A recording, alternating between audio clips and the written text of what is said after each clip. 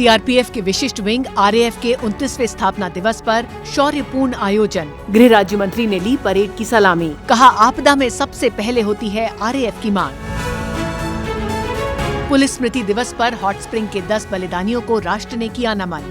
CRPF के DG ने कहा, बल हमेशा शूरवीरों के साथ है खड़ा। केंद्रीय गृह मंत्री श्री अमित शाह ने पुलवामा में सीआरपीएफ शहीदों को किया नमन। बलिदानियों की याद में किया पौधारोपण। सैनिक सम्मेलन में योद्धाओं का बढ़ाया हौसला।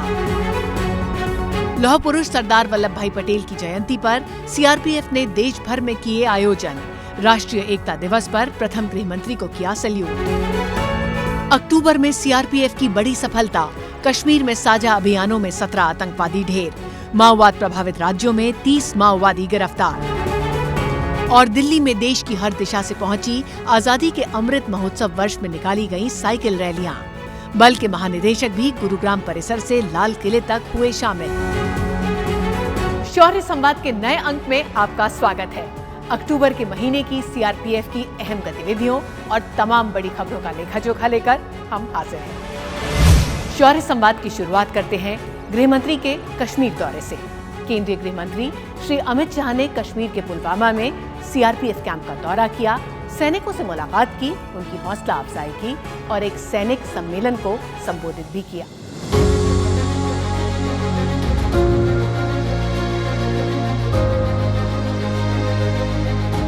हम सभी के लिए यह अत्यंत सौभाग्य की बात है कि महोदय ने अपने व्यस्ततम कार्यक्रम में से थोड़ा समय ही नहीं निकाला, बल्कि अपने कार्यक्रम को ही करीब 1 दिन और बढ़ा दिया। वो केवल उनके हम लोगों के साथ समय गुजारने के लिए, जवानों के साथ भोजन करने के लिए और रात्रि विश्राम के लिए जो उनका स्नेह और जो उनका रिकॉग्निशन हम लोगों को मिलता है वह अतुलनीय है।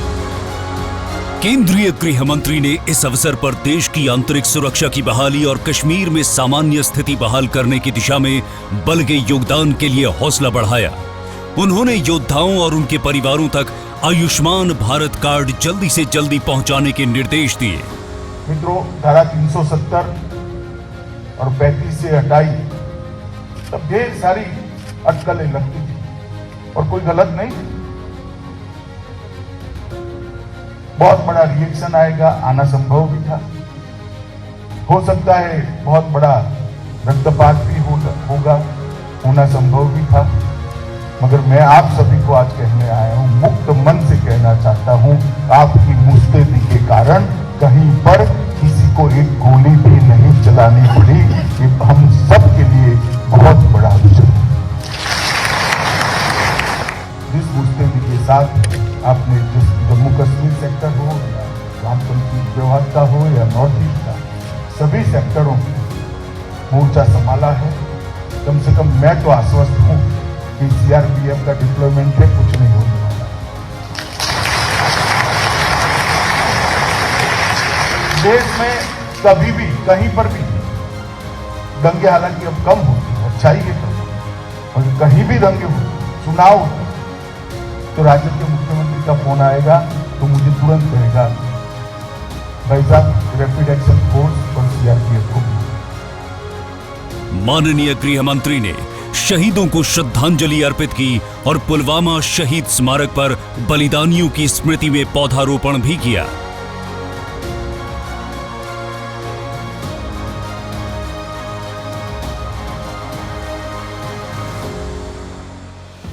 देश की रक्षा के लिए सर्वस्व न्यौछावर कर देने वाले शूरवीरों की शौर्य गाथाओं का एक स्वर्णिम अध्याय है हॉट स्प्रिंग्स।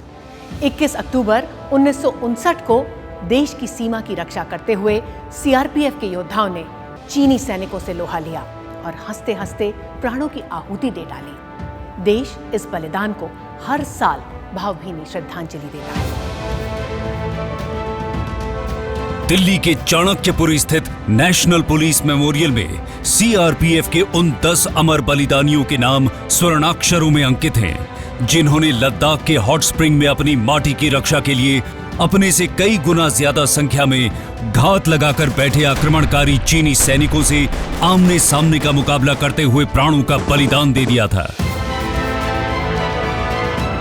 राष्ट्र ने पुलिस स्मृति दिवस पर उन वीरों को नमन किया।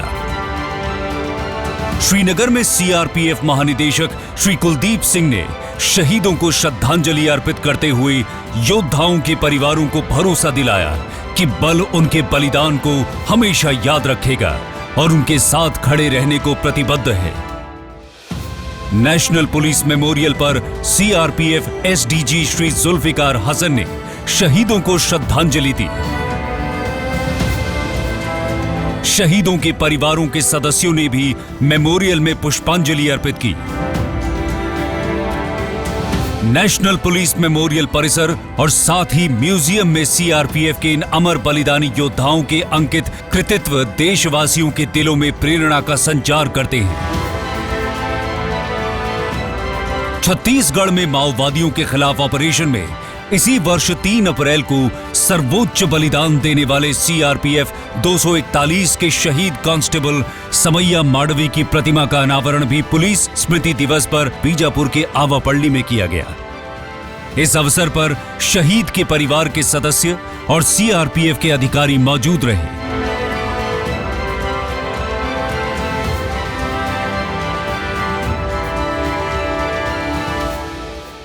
सीआरपीएफ के नाम दर्ज सबसे ज्यादा वीरता पदक इस बात के गवाह हैं कि बल के योद्धाओं की रगों में बहादुरी का खून कितनी शिद्दत के साथ दौड़ता है।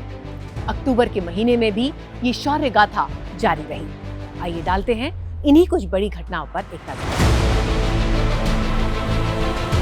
कश्मीर में सीआरपीएफ योद्धाओं ने आतंकवाद के खिलाफ आरआर और एसओजी के साथ साझा अभियानों में 17 आतंकवादियों को मार गिराया।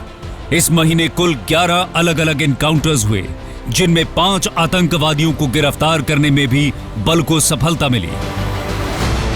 1 अक्टूबर को शोपियां के इमाम साहिब थाना क्षेत्र में हुई मुठभेड़ में सीआरपीएफ ने 1 आतंकवादी को मार गिराया।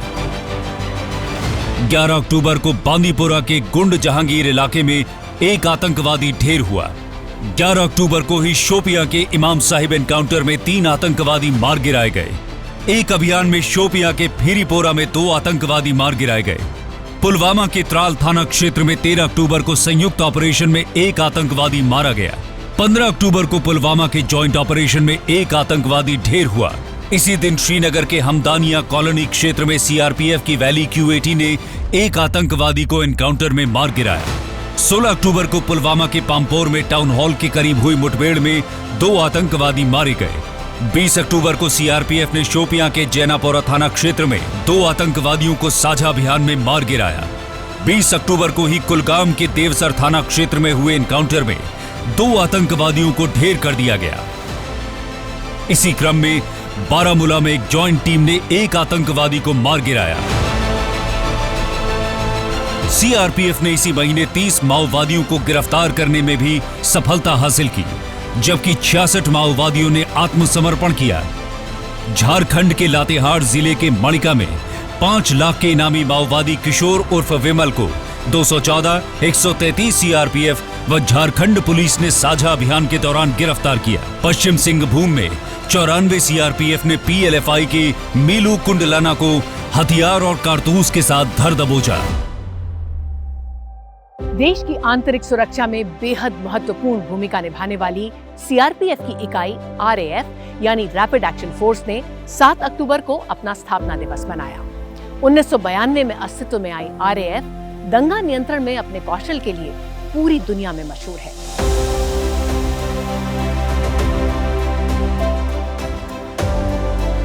केंद्रीय गृह राज्य मंत्री श्री नित्यानंद राय ने 29वें आरएएफ एनिवर्सरी परेड की सलामी मेरठ के सीआरपीएफ 108 बटालियन परेड ग्राउंड में ली। आरएएफ अपनी कार्य पद्धति एवं शांति व्यवस्था कायम करने की अद्भुत क्षमता के कारण अन्य बलों में श्रेष्ठ माना जाता है। धैर्य के साथ साहस आरएएफ की विशेषता है, जिसके बल पर आपने सफलता का इतिहास रचा है और मुझे विश्वास है कि आगे भी आप अपने धैर्य और साहस और तत्परता के बल पर हमेशा आप सफलता को प्राप्त करते रहेंगे और देशवासियों की अपेक्षा के अनुरूप देश में शांति का माहौल हमेशा आप कायम रखने में हमेशा कामयाब होंगे। दंगों, हिंसा या तनावपूर्ण स्थिति से निपटने के लिए 1992 में सीआरपीएफ की 10 बटालियन को मिलाकर आरएएफ का गठन किया गया था। आज इसमें 15 बटालियन शामिल हैं।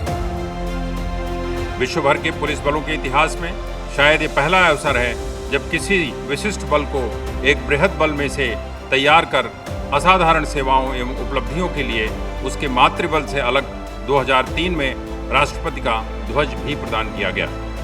मुझे कहते हुए अपार हर्ष की अनुभूति हो रही है कि आरएएफ के पास अनगिनत उपलब्धियां हैं। महोदय, हम आपको इस बात का पूर्ण विश्वास दिलाते हैं कि इस गौरवमयी परंपरा को हम सदैव जीवंत रखेंगे।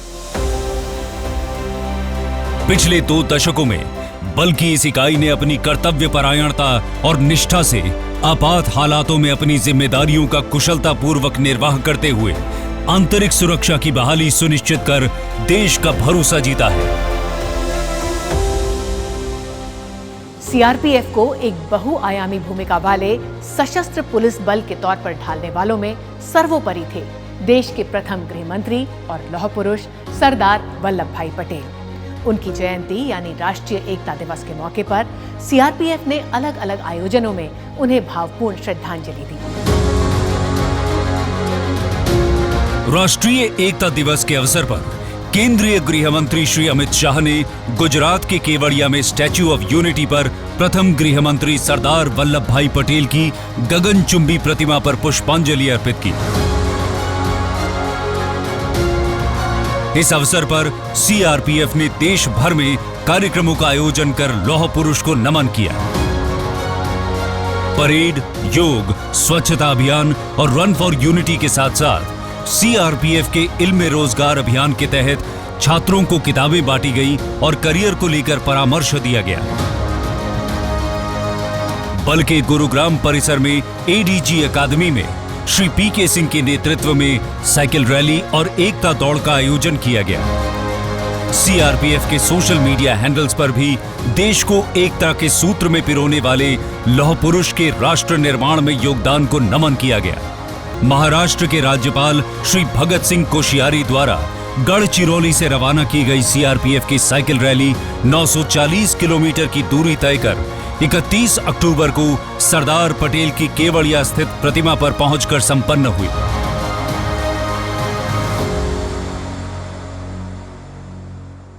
और आइए अब आपको दिखाते हैं बल से जुड़ी कुछ और अहम खबरें बिल्कुल बल के योद्धाओं वाले फुर्तीले अंदाज में।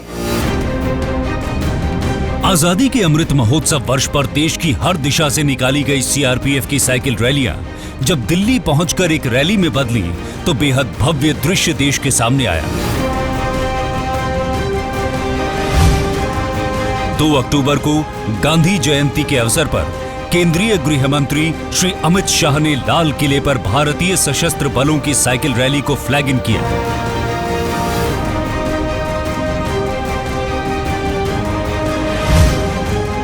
जम्मू, जोरहाट, साबरमती और कन्याकुमारी से पहुंची साइकिल रैलियों को सीआरपीएफ के गुरुग्राम परिसर से बल के महानिदेशक श्री कुलदीप सिंह ने हरी झंडी दिखाई और फिर खुद साइकिल रैली में शामिल होकर लाल किले पर पहुंचे।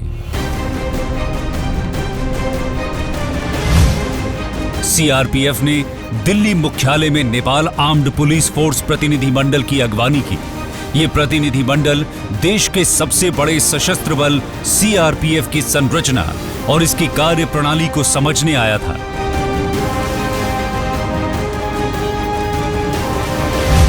एक 194 सीआरपीएफ के सीओ श्री राकेश कुमार सिंह ने अपनी लिखी पुस्तक कलर्स ऑफ रेड की प्रति बल के महानिदेशक श्री कुलदीप सिंह को भेंट की। उन्होंने अपनी किताब में छत्तीसगढ़ के माओवाद प्रभावित बस्तर में एक युवा पैरामिलिट्री ऑफिसर के संघर्ष की दास्तां खूबसूरत शब्दों में बयां की है। केंद्रीय मंत्री श्री किरण रिजिजू ने ट्वीट कर श्री राकेश कुमार को बधाई दी।